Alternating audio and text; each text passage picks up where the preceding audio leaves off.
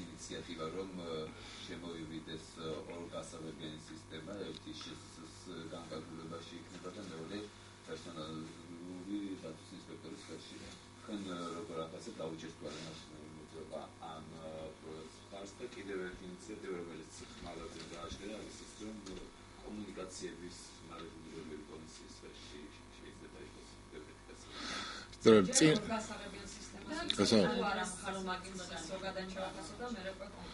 იცი რა აქ მნიშვნელოვანი არის ორგასაღებიან სისტემას უჭერთ მხარს შესაძლებელია ასეთ მხარდაჭერა თუ მაგალითად სასამართლოს ექნება უფლება რომ გაკონტროლდეს ის ზარები რომელიც ისმინება თუ მოხდება ისე რომ პერსონალური დაცვის ინსპექტორს ექნება ეს უფლება ეს ნიშნავს რომ მთავრობას აქვს ეს უფლება იმიტომ რომ მოგეხსენებათ პრემიერ-მინისტრი ხსნის თანამდებობიდან ამ ადამიანს და პრემიერ-მინისტრის წარდგინებითვე ნიშნავს პარლამენტი სადაც ასევე უმრავლესობა აქვს ქართულ ოცნებას ამიტომ ეს რეალურად არაფერს არ შეცვლის ასეთივე წარმატებით შეგვეძლო გვეთქვა რომ თქვათ ერთი გასაღები ქონდეს შინაგან საქმეთა სამინისტროს მეორე ქონდეს ეკაბესელიას და მესამე მანანა კობახიძეს ამით არაფერი არ შეიცვლებოდა რეალურად და რახან მიზანი არის ის რომ შეზღუდვის გარეშე არ ქონდეს და კონტროლის გარეშე არ ქონდეს შინაგან საქმეთა სამინისტროს წვდომა ჩვენ სატელეფონო საუბრებზე ამიტომ მნიშვნელოვანი არის რომ კანონპროექტის ისეთი ვერსია იყოს შემოსული პარლამენტში რომელიც აი ამ პრობლემას აღმოფხვის და ამ პრობლემის აღმოფხვა შესაძლებელია მხოლოდ მიუკერძოებელი სახელმწიფო ინსტიტუციის ჩართვით ამ საკითხში ასე რომ ქალბატონ ბესელიას ინიციატივა რეალურად არაფერს არ ცვლის და ეს არის იგივე რაც იყო წინა კანონპროექტი და იმ კანონპროექტში პრეზიდენტმა დაადო ვეტო სწორედ იმ მიზეზების გამო რადგან აქამდე ვილაპარაკეთ ამიტომ ასეთი კანონპროექტი ცხადია რომ მხარდაჭერილი ვერ იქნება მხარდაჭერილი იქნება ისეთი კანონპროექტი რომელიც ჩვენ დაგვარწმუნებს რომ შინაგან საქმეთა სამინისტროს არ ექნება წვდომა ჩვენ საუბრებზე უკანონოდ და მის ამ საქმიანობას გააკონტროლებს ყოველთვის მიუკერძოებელი სტრუქტურა. მე ვთქვი უკვე რომ სავსებით შესაძლებელია რომ ასეთი იყოს სასამართლო. და რა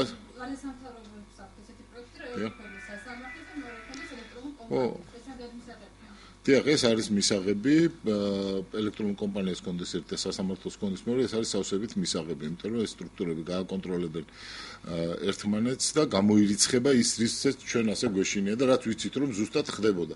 ამ ქვეყანაში უსმენდნენ არა მხოლოდ ჩვეულებრივ მოქალაქეებს, არა მხოლოდ ოპოზიციური პარტიის წევრებს, არამედ ვიცით რომ მოსმენების ქვეშ იყო ირაკლი ალასანია, რამდენიმე თვის წინ ეს ცნობილი გახდა და მოსმენების ქვეშ იყო პარლამენტის თავმჯდომარე უსუფაშვილი და ისინი არ უარყოფენ ამას, როდესაც თვით ქართული ოცნების, მაღალჩინოსნები, პარლამენტის თავმჯდომარე, თავდაცვის მინისტრი, უკანონო მოსმენების მსხვერპლია, ყველამ უნდა იფიქროს თუ რამდენად დაუცველი არის თქვათ ოპოზიციური პოლიტიკური პარტიის წევრი ან ნებისმიერი ადამიანი, თქვათ ჟურნალისტი, თქვათ ბიზნესმენი, რომელიც რაიმე საქმიანობას აწარმოებს. ამიტომ ფიქრობ რომ ისეთი სისტემა უნდა იყოს მოფიქრებული, რომელიც ამას გამორიცხავს და არასამთავრობო ორგანიზაციების მიერ წარმოდგენილი ვერსია ფიქრობ რომ დიდწილად უზრუნველყოფს იმას, რომ ჩვენი საუბრები იყოს შესაბამისად დაცული.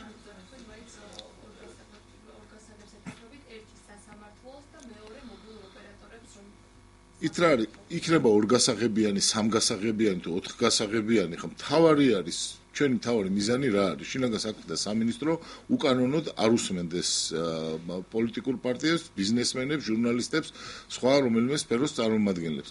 ამიტომ როდესაც საუბარი არის იმაზე, რომ ერთი შეიძლება იყოს, თქვათ, მობილური ოპერატორების ხელში და მეორე კონდეს სასამართლოს, ეს არის სავსებით მისაღები ვერსია. აქ გასაღებთა რაოდენობაზე იმდენად არ არის საუბარი, რამდენადაც აი ეს სხვადასხვა სტრუქტურების ჩართულობა ამაში რამდენად უზრუნველყოფს ჩვენი საუბრების დაცულობას. მიმაჩნია რომ იმ ვერსიაში რომელიც არის არასამთავრობო ორგანიზაციების მიერ წარმოდგენილი, ეს არის მაქსიმალურად უზრუნველყოფილი სხვა კანონპროექტის სხვა ვერსიებთან შედარებით. სახელმწიფო უსაფრთხოებიდან გამომდინარე ამ პროექტის ხარდამჭერების არგუმენტი არის ის რომ პროფესორ საფრთხე არ უნდა დადგეს ეჭქვეშ და მას შეიძლება საფრთხე დაემუქროს იმ შემთხვევაში თუ ეს იქნება ჩამოკიდებული მხოლოდ მობილურ ოპერატორებში. ამ კანონპროექტის წარმოდგენთა ერთადერთი სურვილი არის ის, რომ ისინი შეუფერხებლად და უკანონოდ ისმენდნენ ჩვენს საუბრებს. ეს ყველამ კარგად იცის. ყველა სხვა ფსევდო არგუმენტი, რომელიც მათ მოყვა, ხან ერთი, ხან მეორე და ხან მეათე ემსახურება მხოლოდ იმას, რომ როგორმე შეიფუთოს ეს მთავარი სურვილი. ყველასათვის არის ცხადი, რომ შინაგან საქმეთა სამინისტროს არ სურს გაუშვას წვდომა ჩვენს მოსმენაზე. თუ მათ აქვთ ასეთი სურვილი, შესაძლებელია, რომ ოპერატიული რაღაც დრო იყოს დადგენილი, რომელიც ვადაშთ ისინი სასამართლოს მიმართავენ და სასამართლოს სწრაფად გასცემს ასეთ ნებართვას შესაბამისი დოკუმენტაციის წარდგენის შემთხვევაში, რომ თქვათ მე ან სხვა ვინმის აუცილებლად მოსმენა არის საჭირო რაღაც მიზნებიდან გამომდინარე. მაგრამ მათ ეს არ თურთ, მათ სურთ უბრალოდ მოისმინონ და ამით არის განპირობებული, რომ უპირისპირდებიან ყველას, არასამთავრობო სექტორსაც, უპირისპირდებიან ოპოზიციურ პარტიებსაც, უპირისპირდებიან ყველა საღი აზრის მქონე ადამიანს, ოღონდ კი ეს წვდომა მათ ჰქონდეთ. და ეხლა სხვა არგუმენტები იმდენად კომიკური არის, რომ უბრალოდ არც ღირს მასზე დიდხანს გაჩერება. ჯერ მარტო ის ფაქტი, რომ უმრავლესობა სულ რაღაც 2 კვირის სანამ პრეზიდენტი მარგველაშვილი ვეტოს დაადებდა ამ კანონპროექტს, ერთი ვერსიის მომხრე იყო, იმ ვერსიის, რომელზეც ირაკლი ღარიბაშვილი საუბრობდა, ხოლო მეორე დღეს აბსოლუტურად საპირისპირო ვერსიას დაუჭირდა მხარი მხოლოდ და მხოლოდ იმიტომ, რომ ქართული ოცნება ხმების საკმარის რაოდენობას ვერ აგროვებდა ვეტოს დასაძლევად, კარგად მეტყველებს იმაზე, თუ რამდენად პრინციპულები არიან უმრავლესობის წევრები. ამიტომ მე ვფიქრობ, რომ ყველასათვის ცხადი არის, რომ ერთადერთი ამოცანა ეხლა ხელისუფლებისათვის არის შეინარჩუნოს უკანონო წვდომა. ამის საწინააღმდეგოდ მოქმედებენ არასამთავრობო ორგანიზაციებიც და კიდევ ბევრი ვინმე ამ ქვეყანაში და მე ვფიქრობ, რომ საბოლოო ჯამში ის ყოვლად რეტროგრადული მეთოდი, რომელიც დღეს მოქმედებს, არ იქნება მხარდაჭერილი და ჩვენს მოქალაქეებს უფრო დაცულად შეიძლება თავიანთი საუბრების განხორციელება.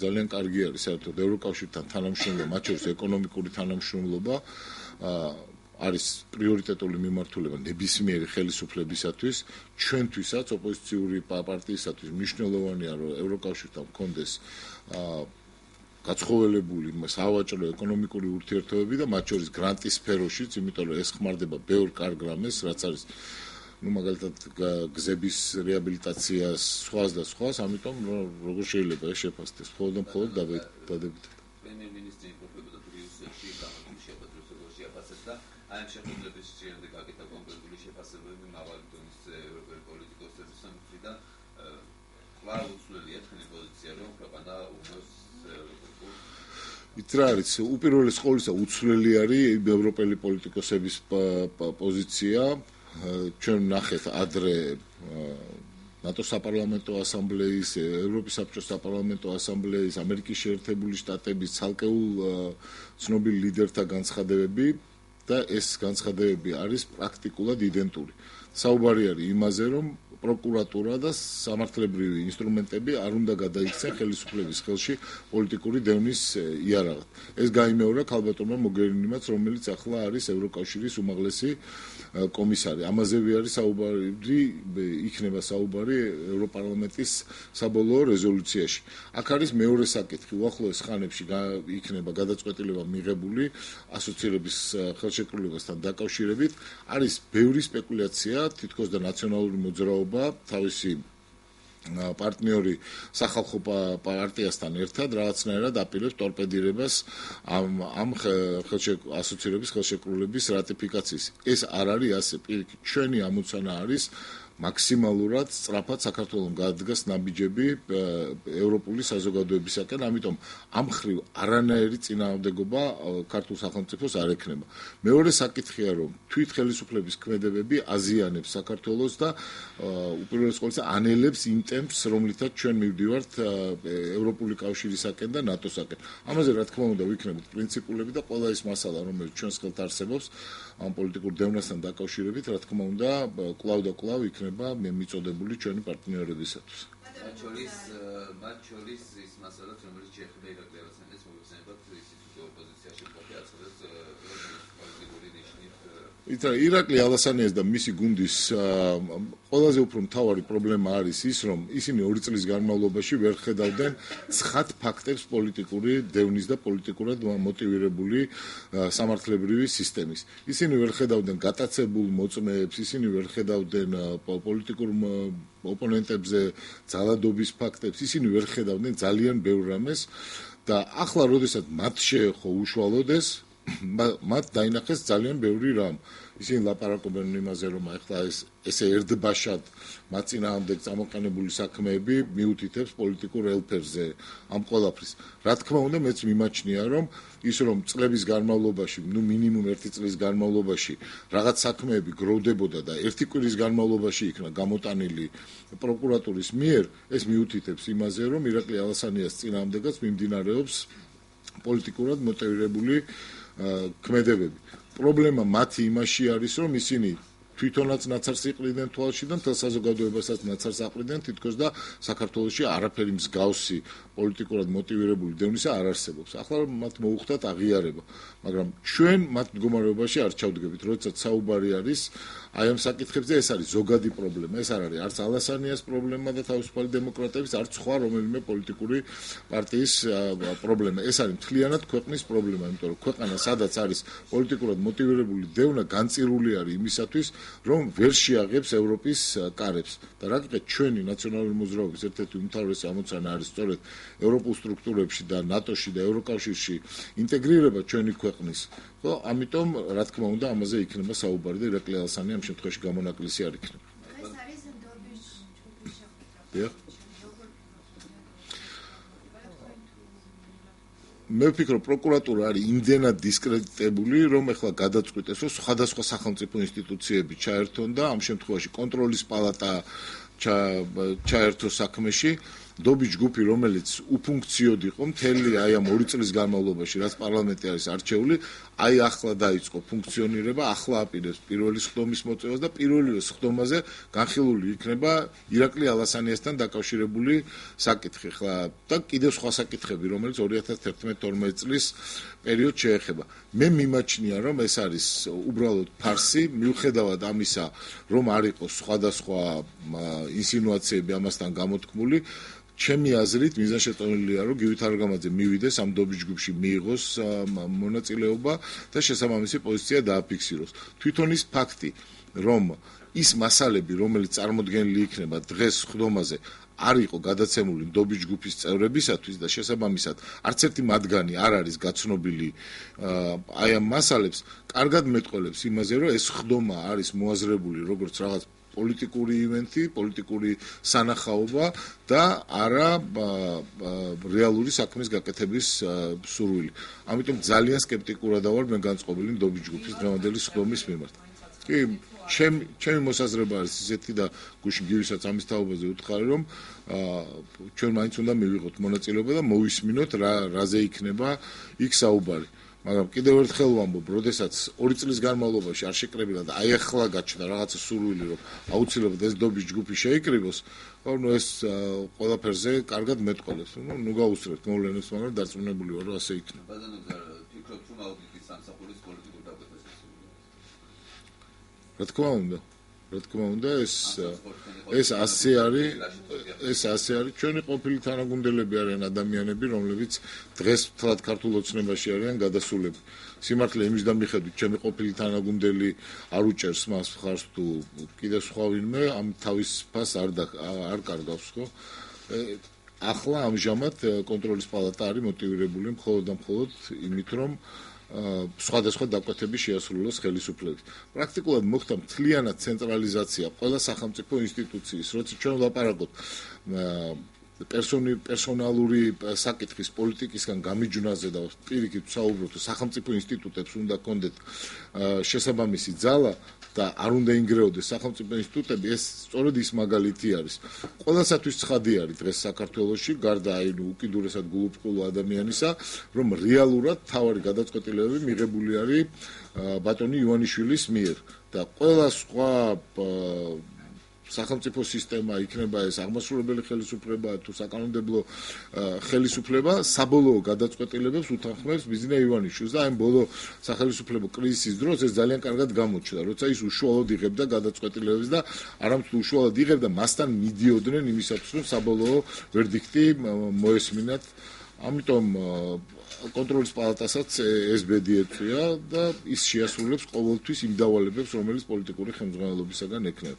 ეხლა თავისთავად ის, რომ აქამდე კონტროლის პალატას ხმა არ გვსმენია და როგორც კი ირაკლი ალასანიასა და იმას შორის, რა ვქვია, მოხდა რაღაც დაპირისპირება, მაშინვე დაიწყო კონტროლის პალატამაც აქტიურობა, ეხლა ეს ყველაფერზე კარგად მეტყველებს. მე კიდევ ერთხელ ხაზგასთ ვამბობ, ძალიან გულნათკენი ვარ იმაზე, თუ როგორ ოპერირებდა თავისუფალ დემოკრატთა გუნდი, როგორც პარლამენტში, ისევე აღმასრულებელ ხელისუფლებაში, არასოდეს არ დამავიწყდება, რომ აგვისტოს ომის გმირი პირადად ირაკლი ალასანია მოტყუებით მიიყვანა თავის კაბინეტში, იმ პირობებში, როცა მეორე ოთახში უკვე ჩასაფრებული ყავდა პროკურატურის გუნდი მისთვის შესაბამისი ვერდიქტის გამოსატანა და დასაჭერად, ეს არასდროს არ დამავიწყდება, მაგრამ ასევე ეს არ მაიძულებს მე, რომ თქვა იმის საწინააღმდეგო, რაც რეალურად მგონია. რა თქმა უნდა, კონტროლის პალატა ახლა მოქმედებს მათი გუნდის წინააღმდეგაც. დიახ.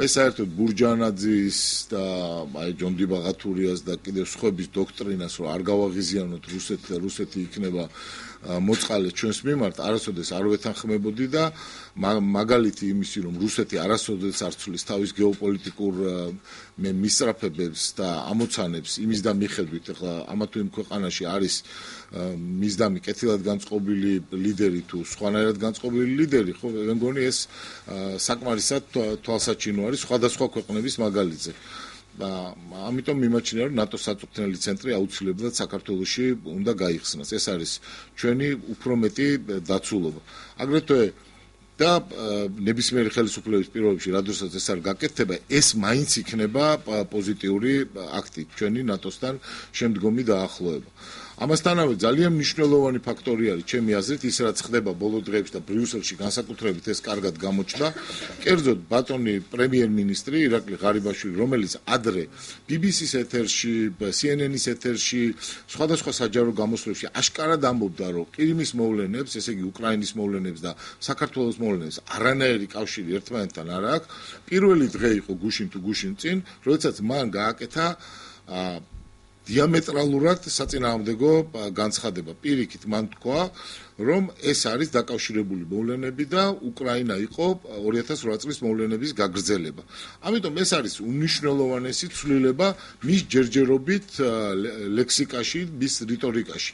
რამდენად ეს აისახება რეალურ ნაბიჯებზე, ამას ყველანი ცოტა ხანში დავინახავთ, მაგრამ ერთი რამ არის ცხადი და ეს არის ჩემი მოსაზრება, რომ დასავლური სააგენტოების მონაცემებით 30000-ზე მეტმა ადამიანმა, რომელიც გამოვიდა თბილისის ქუჩებში, სწორედ აი ამ მოთხოვნით, მე ვფიქრობ, იმოქმედა ხელისუფლებაზეც და ეს არის ძალიან კარგი.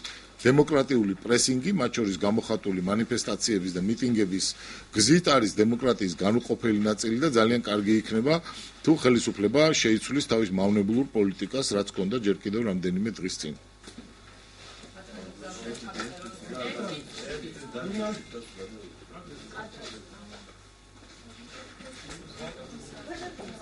იგი კალანდაძე უკრაინაში.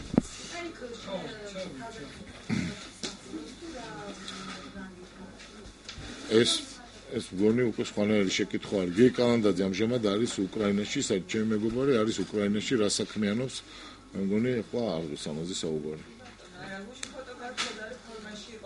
კი, გიგიც იქ არის, ასევე არის კიდევ რამდენიმე ადამიანი, ეს არ არის ერთეულები, მხოლოდ დაახლოებით 200-ს მე პირადად ვიცნობ და ისინი აქტიურად მონაწილეობენ უკრაინის დაცვაში. კიდევ როგორც ჩემთვის ცნობილი არის, ლაპარაკი არის მინიმუმ რამდენიმე ასეულ ადამიანზე, რომელიც იქ უკრაინაში უკრაინელ ხალხთან ერთად იცავს უკრაინის დამოუკიდებლობას, მაგრამ მე ყველას არ ვიცნობ.